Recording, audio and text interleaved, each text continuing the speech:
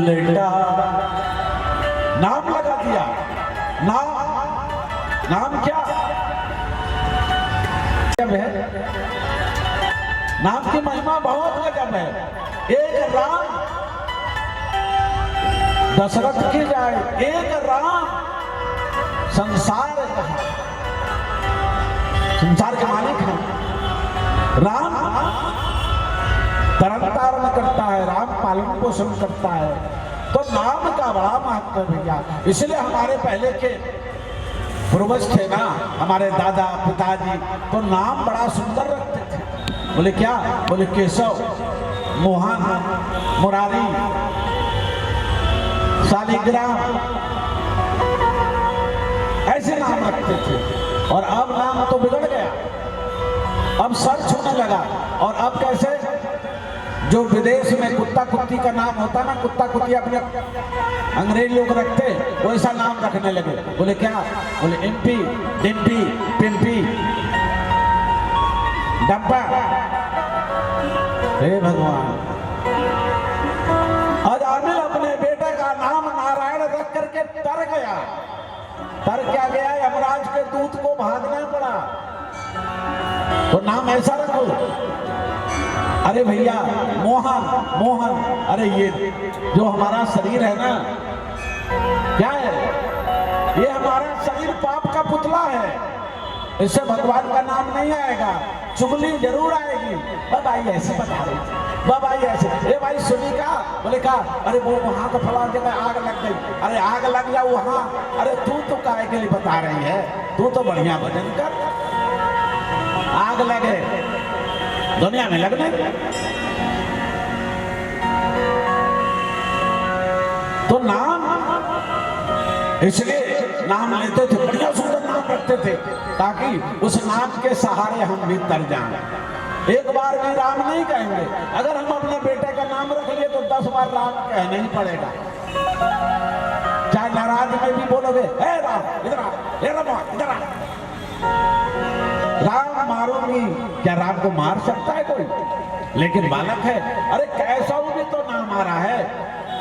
मरा, राम का उल्टा मरा, मरा कह करके वाल्मीकि महान संत बन गए। राम कहते नहीं बन रहा था। ये अधम शरीर है। क्षितिजल पावक गगन समीरा, पंचरचित अधम शरीरा। अधम क्यों कहा बाबा ने? अधम इसलिए कहा, अगर बकरे की चमड़ी है ना, तो उसका बाद में ढोलक बन जाता है, तबला बन जाता है। सर्प का चमड़ी है ना, तो बेल्ट बनता है, जूता बनता है। हिरण का चमड़ी है तो उस पे लोग भजन करते हैं। अरे बाबा, ये तो बता, तेरे चमड़ी में कौन बैठेगा? अपनी चमड़ी तो 2 दिन रुक दो तो बदबू मारने लगती है।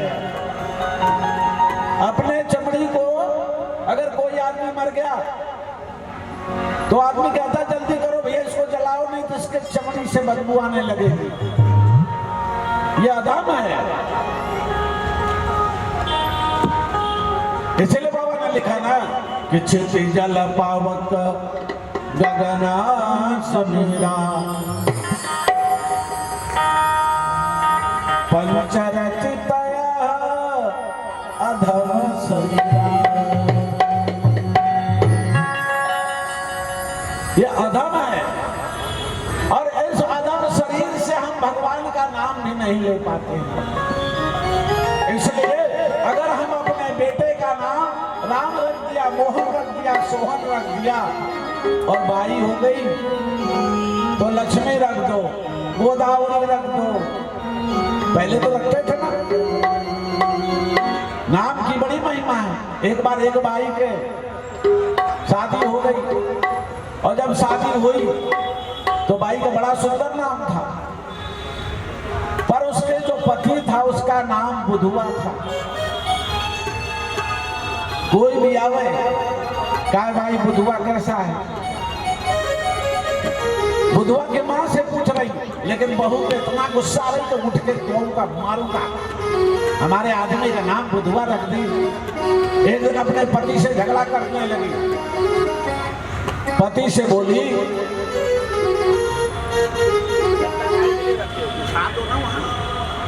तुमको रोज बताना पड़ेगा, गद्दा उद्दा रखे पूछवा दो। बोली ए सुन रहे हो? बोले क्या? बोले अपना नाम बदल लो। लड़का ने कहा क्या रख लूं? बोले जो भी अच्छा लगे रख लो, पर बुद्धू नहीं होना तुम्हारा नाम। बुद्धू ने कहा मेरी माँ ने मुझे बड़ा प्यार से मेरा नाम बुद्धू रखा। बहू ने बोली कि अच्छा इससे अच्छा और नाम नहीं मिल रहा था, बड़ा प्यार करी तो बुद्धू रखती। अरे हमारी सहेलियां जब तुमको कोई बुद्धू कहता तो मुझे बड़ा जलन होती है, और मैं ससुराल में तुम्हें इसीलिए साथ में नहीं ले जाती हूँ। बोले कौन? बोले जो बुद्धू नाम का दामाद है उनका, बुद्धू दामाद, बुद्धू दामाद। वो तो तुम बड़े चतुर ज्ञानी सब कुछ हो, पर बताओ तुम्हारा नाम बुद्धू है, एक काम कर लो, बस नाम ही तो बदलना है, नाम बदल। लड़के ने कहा मेरे माता पिता ने बड़ा प्यार से मेरा नाम बुद्धू रखा, मैं कैसे नाम बदल दूं अपना? तो बोले अगर बुद्धू नाम नहीं बदलोगे, अगर तुमने बुद्धू नाम नहीं बदला तो याद रखो मैं तुम्हें छोड़ करके मायके चली जाऊंगी। मैया लोग मायके की बड़ी धमकी देती हैं, मायके की बहुत धमकी देती हैं। ऐसा नहीं करोगे तो मायके जा रही, जाना नहीं है, खाली चमकाती हैं। ऐसा नहीं करोगे तो मायके जा रही, हम चली जा रही है, जाती होती नहीं है। क्यों भैया? जाती कोई नहीं है, और जाओ तो फिर रह के देख लो जरा कुछ देर। जो भौजाई तुम्हारी भाभी है ना, 2-4 दिन तो पानी पिलाएगी और 5वें दिन से बर्तन मजवाएगी, रोटी बनवाएगी, खुद ही भाग के आ जाओगी।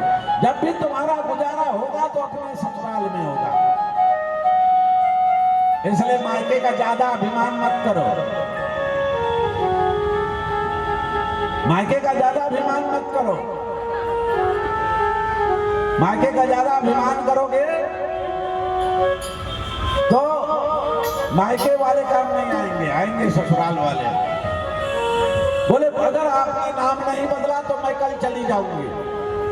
बुद्धू ने कहा कल जा रही क्या? आज जा, पर मैं अपना नाम नहीं बदलूंगा। अच्छा देखो बहुएं भी क्या करती हैं, जहां धमकी से काम चले पहले धमकी लगाती हैं, और जब धमकी से बात नहीं बनती है तो फिर क्या करती हैं, फिर थोड़ा घर के बाहर जाएंगे, पर जाएंगे नहीं। अब बड़ी मुसीबत हो गई, अड़ गई। कोई पति पत्नी में भोजन नहीं बन रहा है, एक दूसरों से बोलचाल बंद हो गई। न पति पत्नी से बोल रहा, न पत्नी। पति अगर एक बार हिम्मत करके बोल भी दे, क्या सुन रही हो, मैं से बात मत कर, चल मैं से बात मत कर।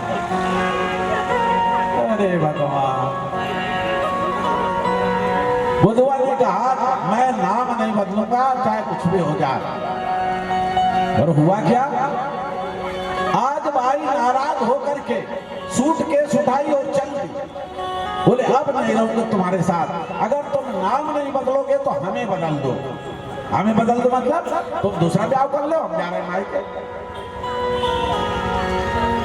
बुधवा ने कहा जा, तुमको जाना है तो जा, पर मैं अपने माता पिता का प्यार का नाम नहीं बदलूंगा। अब भाई चली, बड़े गुस्सा में चलती है ना बाई, तो देखो फिर गुस्सा में चले ना बाई तो देखना ऐसा लगता है कि तूफान आ रहा, उड़ती जा रही है, बड़ी तेज चलती है। अब आगे गए तो एक बाई कंडा थाप रही थी गोबर की, देखिए ना आप लोग। अब बुधवा की पत्नी ने देखी कि अरे ये तो कंडा थाप रही है, कौन है? रुकी, बोले ए भाई सुनो सुनो, तुम्हारा नाम क्या है? तो भाई ने पूछी क्यों भाई, तुमको नाम से क्या मतलब है?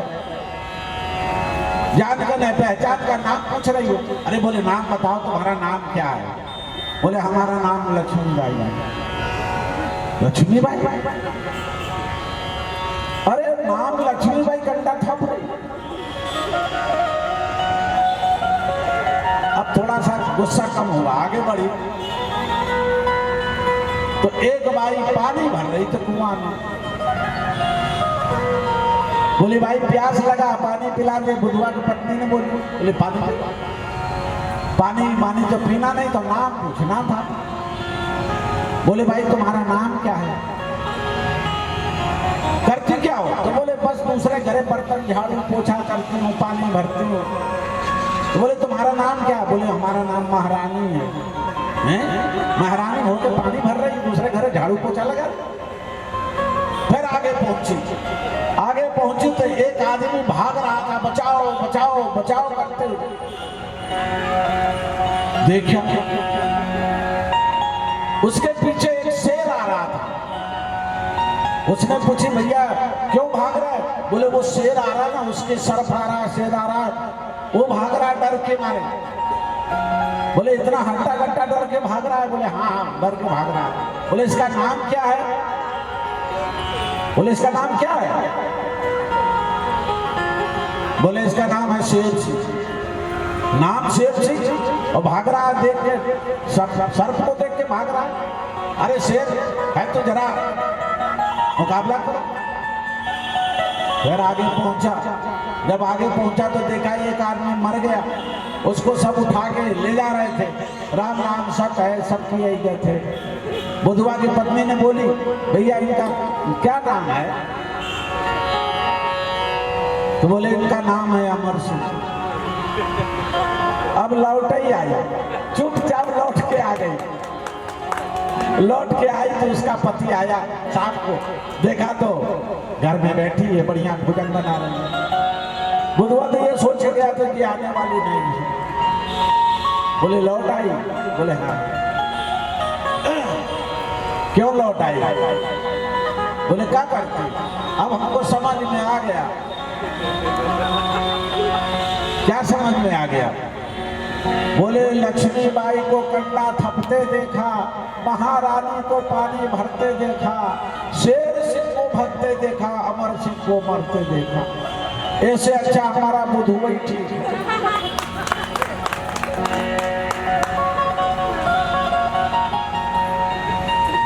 बुधवा ने कहा चलो देर से सुधरी पर सुधर गए। कोई भी चीज मनन करने का। वाल्मीकि ने उल्टा नाम जपा, मरा मरा कह करके, और ब्रह्मरत्न को पाया। महान ऋषि हुए जिनका नाम संसार में लिया जाता है। मार्कंडेय जी कहते हैं जब मैं डूब रहा था, उतरा रहा था, कोई बचाने वाला नहीं था, मैं जैसे सपना देख रहा हूं, बचाओ बचाओ बचाओ, लेकिन उस अथाह जल में कोई बचाने वाला मुझे नहीं है। उसी समय मैंने देखा कि मेरे बाजू में एक महात्मा जी हैं, वो भी बह रहे हैं, डूब रहे हैं। एक महात्मा जी वो भी डूब रहे हैं।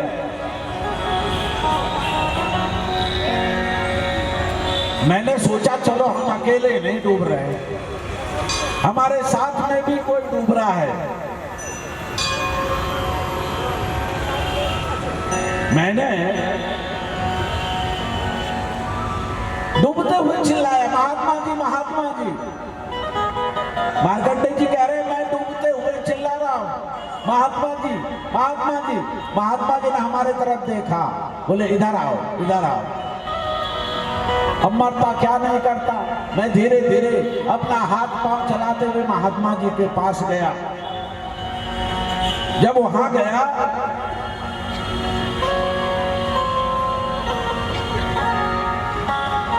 तो क्या देखा, अट्ठहास माने जोर से हंसते हुए एक नदी को देखा। वह नदी एक लड़की के रूप में थी। एक लड़की को देखा। अब मैं सोच में पड़ गया, चलो मैं तो मार्कंडेय हूं, अमर हूं, ये महात्मा जी पता नहीं कौन है, इनसे भी परिचय नहीं पूछा, और इसमें ये लड़की कहां से आ गई, ये लड़की कौन है। अब बैठी भी कहां है, वो लड़की एक जहाज पर बैठी है, पानी का जहाज देखे हो ना, वो जहाज पर घुटनों के बल पे बैठी हुई है। अब मैं हाथ पांव मारते हुए महात्मा जी से पूछा, महाराज आप कौन हो? बोले मैं तो मनु हूं। महाराज वो तो बैठी है जहाज के ऊपर, वो लड़की कौन है? मनु ने कहा भाई हमको भी पता नहीं है, चलो पता करते हैं कि इस प्रलय काल में जहां जल ही जल है, हम दोनों डूब रहे हैं, और इसमें जहाज पर बैठी हुई वो लड़की कौन है? उसके पास पहुंचे महाराज, जा करके मनु ने और मार्कंडेय जी ने हाथ जोड़ करके प्रणाम किया। बोले महाराज पूछो। मनु जी ने कहा तो नहीं पूछो भाई। मार्कंडेय जी ने पूछा, हे देवी, हे कमल नयनी, हे सुंदरी, अपने चितवन से सारे संसार को मोहित कर रही हो, आप कौन हो और किस कार्य के लिए आप यहाँ बैठी हो? जल में, प्रलय के जल में बैठी, आपका उद्देश्य क्या है, कारण क्या है?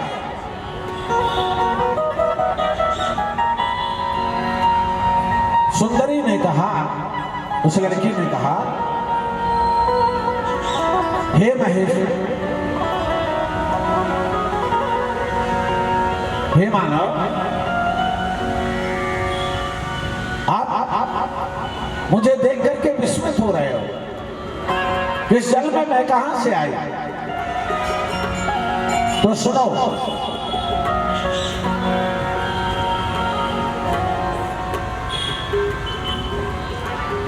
मैं महेश्वर अर्थात शंकर के शरीर से उत्पन्न हुई हूं।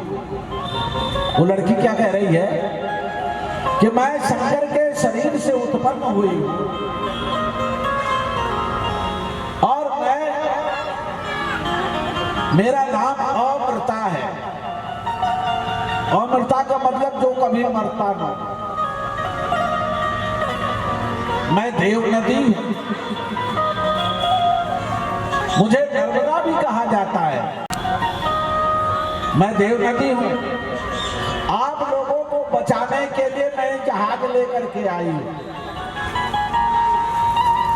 और इस जहाज में आप बैठ जाएगा। मार्कंडेय जी ने कहा, मनु ने कहा कि इस जहाज में और कौन है? जहाज खाली है कि भरा हुआ है?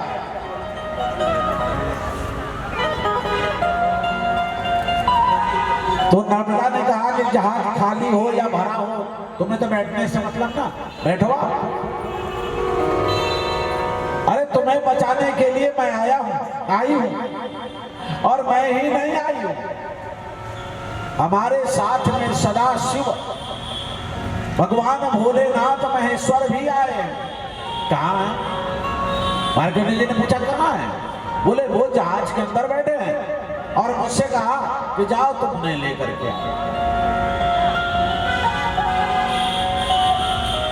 हमारे साथ नौका में बैठ जाओ, जहाज में बैठ जाओ, और मेरे साथ चलो। जब हम अर्थात मार्कंडेय जी और मनु जब उस जहाज में गए तो देखा भगवान भोलेनाथ बैठे थे। हम सभी ने बाबा को प्रणाम किया। प्रणाम चरण छू करके करना चाहिए। सबसे बड़ा अच्छा प्रणाम होता है डंडे के समान लेट करके प्रणाम करना, जिसे साष्टांग प्रणाम कहा जाता है। पर माताओं को साष्टांग प्रणाम मना किया गया है। फिर आप दोनों अंगूठों पे पैर के अंगूठों पे हाथ रख करके प्रणाम करें, पैर से लेकर के माथे पे लगाए। और पहले के लोग ऐसा ही करते थे। भगवान राम भी सुबह उठते थे ना, सुबह उठते थे भगवान राम तो माता पिता के चरण छूते थे। बाबा गोस्वामी जी लिखते हैं कि प्रातः काल उठ के रघुनाथा माता पिता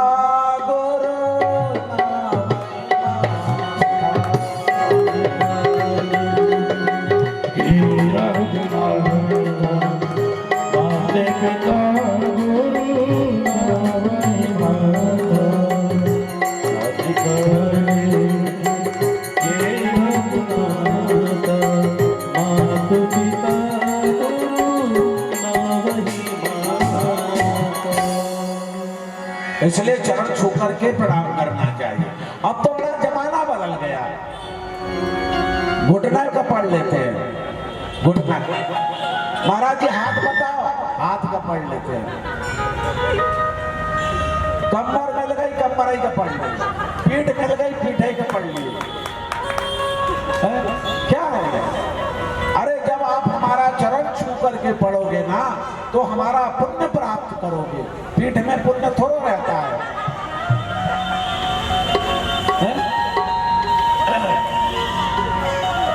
सच है, पैर को अंगूठों को छुओ। और अब तो और बिगड़ गया, बोले महाराज जी मुंह से नहीं बोला, हाथ उठा के। अब तो और बिगड़ गया समय, मोटरसाइकिल पकड़े दोनों हाथ से हैंडल। अब इतने में हम दिख गए, महाराज जी। हाँ भैया, महाराज जी तो हमने कहा कि हम का हैंडल छोड़ के आशीर्वाद दो। मैं कहीं गिर गया तो उन्होंने कहा महाराज जी, हमने कहा बेटा जी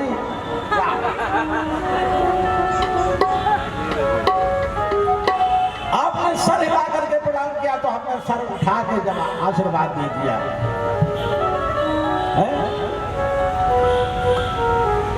भैया इसीलिए कहा गया ना कि आप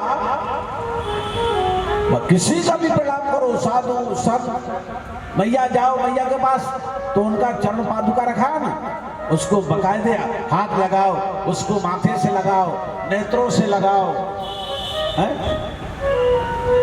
इतना मॉडर्न मत बन जाओ, कहाँ गए कौन नहीं काला है कच्छू नहीं। जाओ तो कुछ लेके आओ, मंदिर आओ तो चरण छूओगे तो आशीर्वाद मिलेगा। मैया के देख के चले आए, हाथ जोड़ के चले आए, मैया ने कही ऐसे तो ढेर हाथ, जाओ।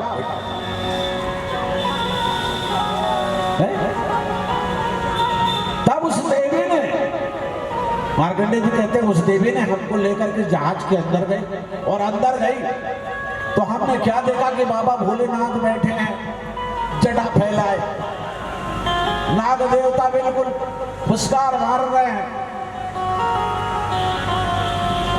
हम लोगों ने जाकर के भोले बाबा को, मार्कंडेय जी कहते हैं भोले बाबा के चरण को स्पर्श करके माथे से लगाया। बाबा योग निद्रा में थे, जगने का नाम नहीं ले रहे। देखिए किसी को पहले किससे खुश करो, अपने स्वभाव से खुश करो, और इसके बाद भी खुश ना हो तो क्या करो, उसकी मनौती करो, स्तुति करो। जब बहुत देर हो गई, भोले बाबा ने आंख नहीं खोली तो हम लोगों ने, अब दो ही तो थे और एक देवी थी, तीन थे, तीनों ने मिलकर उनकी प्रार्थना किया।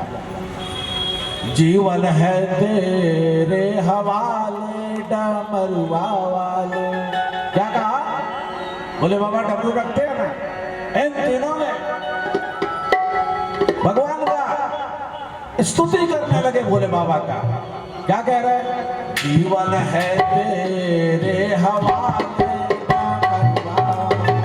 जीवन है तेरे हवाले, जीवन है तेरे हवाले, जीवन है तेरे हवाले, जीवन है तेरे हवाले।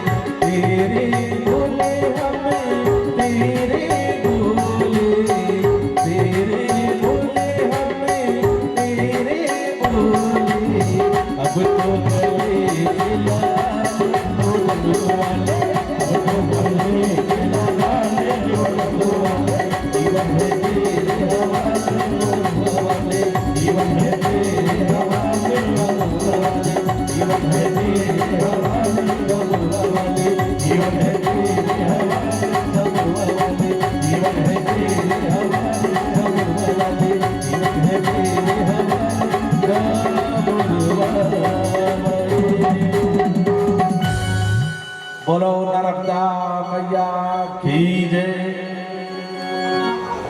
अच्छा, आप लोग बैठे हो, जय भी नहीं बोलो, खाली मुंह हिला दे रहे, थोड़ा जयकारा भी तो जोर कर लगाओ। बोलो षष्ठी मैया की जय, बोलो नर्मदा मैया की जय। हर हर महादेव, हर हर महादेव, घर घर महादेव है।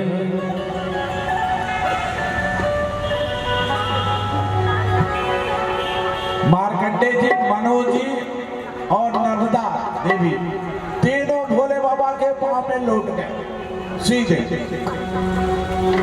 और जब उनकी स्तुति करते करते नेत्रों का जल जब गिरा भोले बाबा के चरणों में, तो बाबा का ध्यान भंग हुआ कि गीला गीला कहां से लग रहा भाई, और देखा तो सामने ये तीनों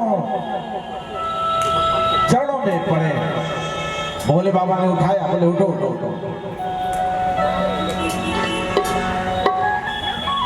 अरे उठो,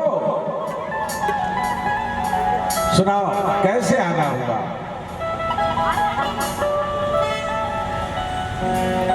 महादेव कहने लगे कि बेटा वर मांगो वर मांगो वर मांगो।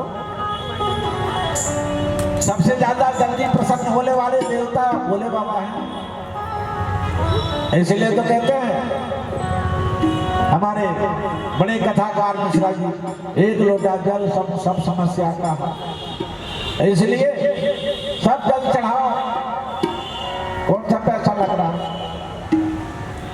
एक बार मैंने देखा एक भाई दो हाथ में लोटा लेके आए, मैंने सोचा इसका आदमी नहीं आया होगा, और मेरे को नहीं मालूम कि मिश्रा जी ने और कौन सा उपाय बताया, मेरे को नहीं पता था। हम तो एक ही लोटा जल, ये भाई 2 लोटा जल लेके जा रहे। मैंने पूछा भाई, मैंने सोचा कि इसका आदमी नहीं आया होगा, एक लोटा उसके बदले में लेके जा रही है। तो दूसरी बाई आई, वो भी 2 लोटा, तीसरी आई, वो भी 2 लोटा हाथ में दोनों में रखी। अब हमसे रहा नहीं गया, हमने पूछा भाई 2 लोटा जल लेके आई हो, एक तो तुम्हारे अपने लिए चढ़ा रही हो, ये तो कुछ समझ में आया, और दूसरा लोटा उनके लिए लाई होगी, अपने पतिदेव के लिए। बोले महाराज जी कथा नहीं सुने क्या? हमने कहा नहीं सुना। बोले महाराज जी ने कहा 2-2 लोटा चढ़ा।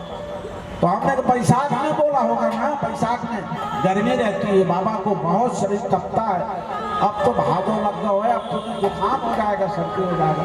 एक लोटा उन्होंने तब बोला था, जब बहुत गर्मी पड़ती है तो भोले बाबा को 1 नहीं 2 नहीं 1 बाल्टी जल से भी स्नान कराओ तो बाबा प्रसन्न होते हैं, जितना जल से स्नान कराओ। एक बात बताता हूँ, भोले बाबा मैया पार्वती के साथ में काशी में निवास करते हैं, और काशी में भी पाप भी ज्यादा होता है। ऐसा मत सोचना कि काशी में सब लोग पुण्य ही करते हैं, हर लोग मरने मारने में भी तैयार हैं, डाकू भी हैं, चोर भी हैं, पाप भी हो रहा। तो भोले बाबा को बड़ी गुस्सा आती है, पार्वती से कहते हैं पार्वती कल काशी छोड़कर चले जाएंगे, काशी में नहीं रहना। मैया ने कहा क्यों छोड़ के चले जाओगे? काशी तो तुम्हारी प्रिय नगरी है। अरे प्रिय नगरी तो है, लेकिन पाप बहुत हो रहा है, इतना पाप हमसे देखा नहीं जाता उमा, इसलिए कल काशी छोड़ करके जाएंगे। उमा कुछ नहीं बोलती है। क्यों नहीं बोली उमा ने? क्योंकि उन्हें मालूम है ये हमारा भोला रोज अपना फैसला बदलेगा।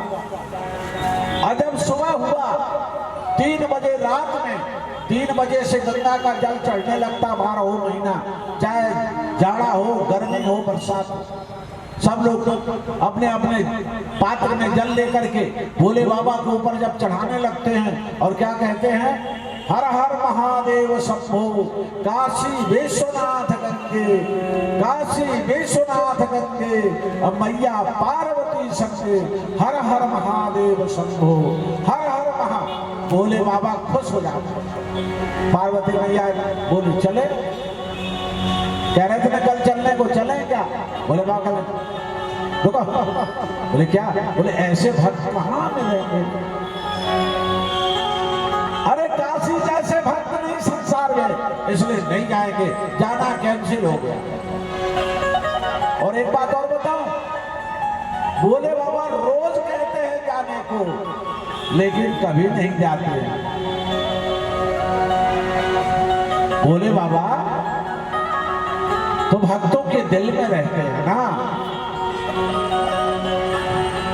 दिल में जब रहते हैं तो बाबा सबसे जल्दी प्रसन्न होने वाले देवता भोले बाबा। सतयुग में सबसे जल्दी कौन प्रसन्न होते थे? ब्रह्मा। द्वापर और त्रेता में सबसे जल्दी प्रसन्न होते थे नारायण। और कलयुग में सबसे जल्दी प्रसन्न होते हैं कौन? भोले बाबा। इसलिए सदा जपा करो, हर हर महादेव शंभो काशी विश्वनाथ गंगे।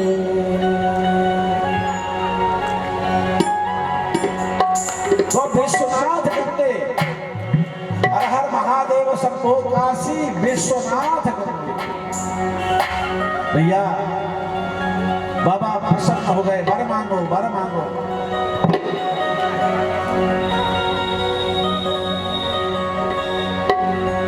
मनो और मार्कंडे जी और वो कन्या जो नर्मदा थी, उन्होंने कहा महाराज आप हमें अपना रूप दिखाइए।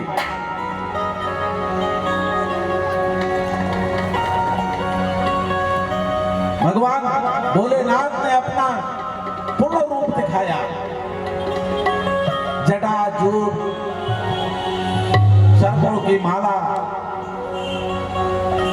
गंगा अविरल गिर रही है। महाराज हमारे लिए क्या किया? भोले बाबा ने कहा तुम एक काम करो, तुम लोग समुद्र से पार होकर के त्रिकूट पर्वत पर जाओ।